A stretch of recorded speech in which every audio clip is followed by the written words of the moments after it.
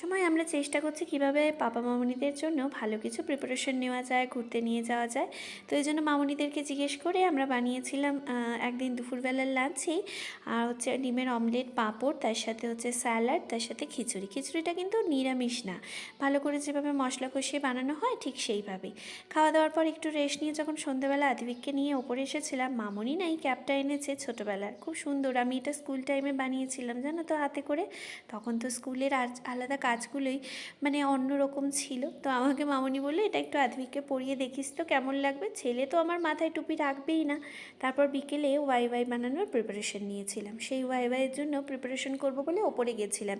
সাইডে কিন্তু গরম চাও বানানোর প্রিপারেশন নিয়েছিলাম, কারণ চা খেতে খেতে এনার্জি নিতে নিতে এই ওয়াইটা বানাবো বলে। ওয়াইটা হয়ে যেতে আমি, মামুনি আর আমার হাজব্যান্ড আগে খেয়েছিলাম। সেই সময় না পাপা আর বাবা কাকাইকে একটু বাইরে পাঠিয়েছিলাম। মাঝে মাঝে একটু পাপা আর কাকাইকে একাও পাঠানো হচ্ছে কাকুর হাতে করে। সব সময় তো একসাথে সময় পাচ্ছি না সবাই যাওয়ার। রাজার বাড়িও দেখে এসেছে নেপালে জানো তো পাপারা গিয়ে। তো সন্ধ্যেবেলা সুন্দর করে এনজয় করলাম সবাই মিলে। তারপর আবার কাকাইরা আসতে কাকাইদেরকে দিতে, কাকাইয়ের তো খেতে খুবই ভালো লেগেছে, কারণ ওয়াইটা না এমনি সব রকম ভেজিটেবলস তারপর এগ দিয়ে বানালে খেতে খুবই টেস্টি হয়। ভালো থেকো সবাই, আবার দেখা হবে নতুন গল্প নিয়ে।